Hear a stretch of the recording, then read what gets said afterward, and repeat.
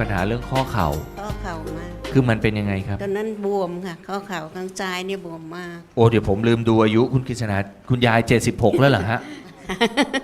ค่ะจริงเหรอฮะโอ้76ค่ะมีปัญหาเรื่องข้อเข่าค่ะเบาหวานนิดหน่อยค่ะความดันนิดนึงผมว่าอยู่สัก120ฮะข้อเข่ามันเป็นไงครับคุณยายฮะก็เดินแล้วมันหนังแก๊กๆค่ะแล้วก็ปวดแล้วถ้านั่งนานๆอย่างนี้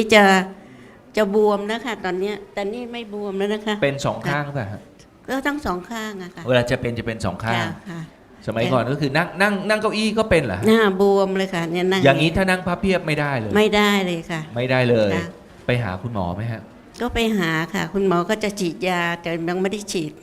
เพราะไม่กลัวเจ็บก็เลยไม่ฉีดกลัวเจ็บไม่ฉีดคุณหมอแนะนำอย่างอื่นไหมฮะก็ให้ยามาทานนะคะยาแก้ปวดแต่ก็ไม่ค่อยได้ทานเพราะก็กลัวอย่างอื่นแทรกนะคะครับแล้วท่านบอกไหมครับว่าวิธีการรักษาให้หายก็ไม่ได้บอกอะไรเพียงแต่ว่าถ้าเป็นอีกก็มาอีกก็แล้วกันให้ยาทามาอะไรอย่างเงี้ยคือถ้าปวดอีกก็มาหาอีกถ้าไม่ปวดก็ไม่ต้องมาวินิจฉัยว่าเป็นอะไรไหมฮะคุณหมอบอกไหมฮะอ๋อกระดูกหมอเอ็กซเรย์แล้วกระดูกมันทับกันอยู่ค่ะตอนแรกนะคะครับหัวเข่ามันทับไม่เสื่อมทับไม่เสื่อมไม่อักเสบแต่มันทับกันมันทับกันแล้วมันก็อักเสบตอนนั้นมันเกิดจากอะไรฮะอาจารย์นภัยครับคือยังงงกระสับอยู่ว่ากระดูกมันทับกันนี่เขาบอกเป็นยังไงเนี่ยตรงเนี้ยฮะมันไปกดข้อหัวเข่าฮะเพราะว่าเคยล้มเหมือนกันอ๋อข้อเข่าเคยล้มค่ะข้อตรงหัวเข่าเนี่ยแสดงว่ามีอาการเสื่อมมั้งฮะเพราะว่าเอ็กซเรย์มาแล้วเห็นนิดหนึ่งว่าข้อมันทับกันอยู่ค่ะข้อนิดหน่อยมันขบแต่หมอบอกว่ามันอาจจะเคลื่อนที่แล้วก็มากดกันอยู่อะไรอย่างเงี้ยนะคะแต่ยังแปลกใจเลยว่าไม่มีข้อเสื่อมแสดงว่าแข็งแรงมากเลยก็ยังไม่เสื่อมค่ะไม่เสื่อมใช่ไหมคะไม่หมอบอกไม่เสื่อมก็คุณหมอแนะนำไม่ได้แนะนำอะไรอย่างอื่นเลยผ่าตัดไม่ได้บอกไม่ค่ะแต่ปวดก็มาค่ะไม่ปวดก็อยู่บ้านทายาไปแต่ชิ้นที่มันบวมอะค่ะบวมหมอเขาก็บวมทุกกี่วันครับค่ะเวลานั่งอย่างเงี้ยค่ะนั่งนานๆแล้วจะบวมหรือว่าไปไหนนั่งรถไปเงี้ยบวมค่ะแล้วตอนที่บวมคุณยายทำไงฮะก็ทาแต่ยาค่ะทายาไปเรื่อยๆไปไหนก็เอายาทาผ้าพันมั่งเอายาทามั่งแล้วดีขึ้นไหมครับแล้วก็เป็นหายอะค่ะกลับมาบ้านแล้วจะนอนเงี้ยเวลาจะลุกทีเงี้ยปวดไปหมดเลยไปกลางเช้านะคะขาจะลุกเนี้ยปวดหัวเข่าค่ะแล้วตอนนี้พอดีมาดูรายการนี้ค่ะพอดีแฟนก็บอกว่าเอ๊ะรายการนี้ลองโทรศัพท์มาสิก็เลยโทรมาก็เอาไปทานก็รู้สึกดึงก็ดีขึ้นนะคะลุกคล่องตัวขึ้นทำไมถึงเชื่อในผลิตภัณฑ์ของบิมก็แฟนเป็นคนที่ไม่เชื่ออะไรเลยนะคะเชื่อยากมากผมก็ถามมาหลายคนนะรายการเราแฟนเราเนี่ยแฟนรายการเราคือคนที่จะไม่เชื่อใครง่ายๆนะฮะแต่กลับมาเชื่อพวกเราเขานั่งดูอยู่เงี้ยเขาแบบเอ๊ะโทรศัพท์สั่งให้หน่อยสิแล้วก็เอ๊ะแปลกใจเหมือนกันเอ๊ะทำไมคราวนี้สั่งได้ไงก็เลยโทรก็เลยโทรมาสั่งให้เขาก็ปวดหัวเข่าเหมือนกันค่ะแฟนก็ปวดหัวเข่าเหมือนกันเสร็จสั่งสีอะไรครับสีชมพูอะค่ะสีชมพูแล้วเริ่มทานยังไงครับคุณยายก็เช้า2 เม็ดเย็น2 เม็ดนะคะแล้วก็ดีขึ้นค่ะกี่วันดีขึ้นฮะก็รู้สึกประมาณเดือนนึงอะค่ะทาน2 คนนะประมาณเดือนนึงอะค่ะรู้สึกดีขึ้นจากอาการของคุณยายเองน่าจะมีอาการอักเสบคือถ้าบวมเนี่ยมันบอกถึงการอักเสบอยู่แล้วค่ะครับปกติถ้ามีการอักเสบขึ้นมาก็คือปวดบวมแดงร้อนอะไรอย่างเงี้ยแล้วแต่จะมีอาการอะไรบ้างซึ่งการรักษาของแพทย์เองส่วนใหญ่ก็คือจะระงับใช้ยาต้านการอักเสบมันก็จะไม่อักเสบค่ะมันก็จะไประงับอาการอักเสบอันนี้มันก็ไปดูแลที่ปลายเหตุนั่นแหละมันอักเสบก็ระงับซะแต่พอเราต้องไปเดินใหม่มันก็อักเสบขึ้นมาใหม่มันก็เป็นหายเป็นหายอย่างนั้นแล้ววิธีการหมอคือต้องเพิ่มปริมาณยาหรือยังไงฮะ ก็ไม่อะค่ะถ้ามันตอบสนองต่อยาที่เคยให้เขาก็จะให้ยาเดิมนะแต่จริงๆเขาก็จะให้คำแนะนำว่าอย่านั่งห้อยขาอย่านั่งพับเพียบอะไรเงี้ยออกกำลังกายพอสมควรค่ะ แล้วจะให้ไปอยู่ท่าไหนล่ะ คุณยายบอกนั่งท่านี้ก็บวมแล้วจะไปอยู่ท่าไหนดีเลยฮะตอนนั้นรำคาญมากเลยค่ะไม่รู้จะทำไงก็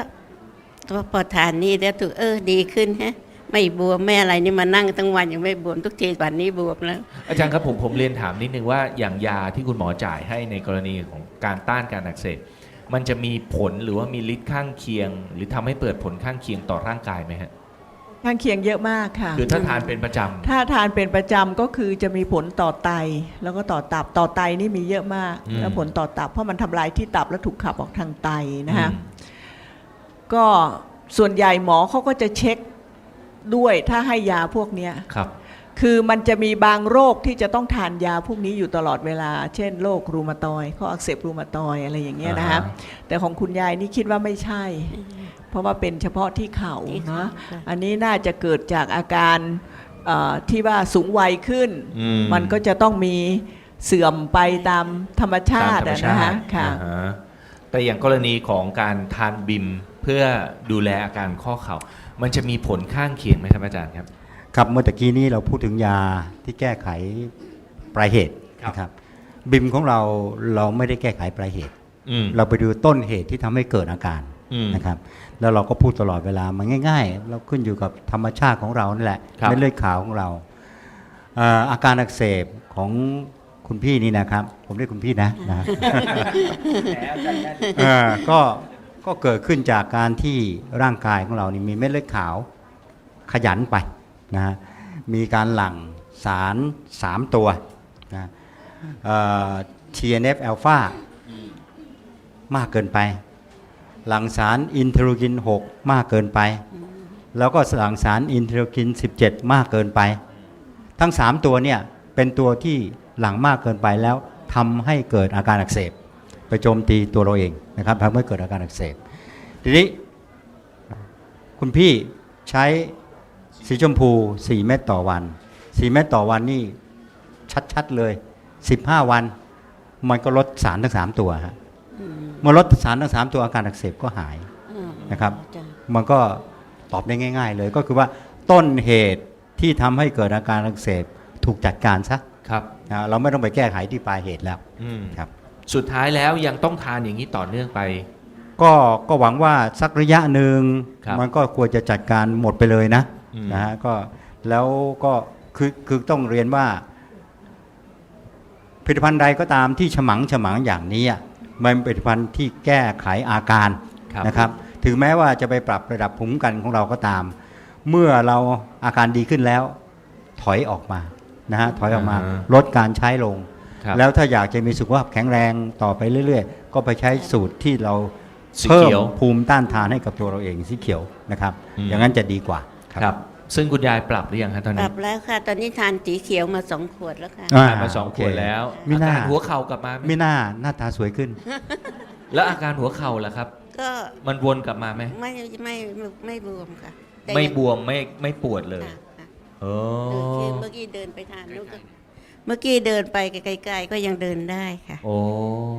ฮะแล้วของคุณตาล่ะครับของคุณตาก็ไป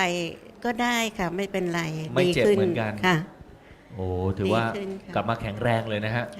อย่างดูผิวพรรณดูคุณยายแล้วไม่เชื่อนะว่า76นะฮะแต่รู้สึกมันช่วยลดความอ้วนด้วยเปล่าคะครับมีสิทธิ์รู้สึกตอนนั้นชุดนี้ครับคือในส่วนหนึ่งที่เราใส่เข้าไปในแคปซูลช่วยเร่งการเผาผลาญไขมันในร่างกายด้วยไม่น่าเมื่อก่อนชุดนี้เป็นเราจะเวลาที่นอนถ้าสมมติดื่มใช้ก่อนแคปซูลนะฮะใช้ก่อนนอนนะฮะเราจะพบว่าเหงื่อจะไหลนะตอนเช้าจะมีเหงื่อค่ะก็มีการเผาผลาญเกิดขึ้นครับมันก็จะลดลงครับแล้วส่วนที่ลดลงคือส่วนที่เป็นไขมันเนาะครับก็ขอแสดงความยินดีกับทั้ง2 ท่านครับขอบคุณมากครับ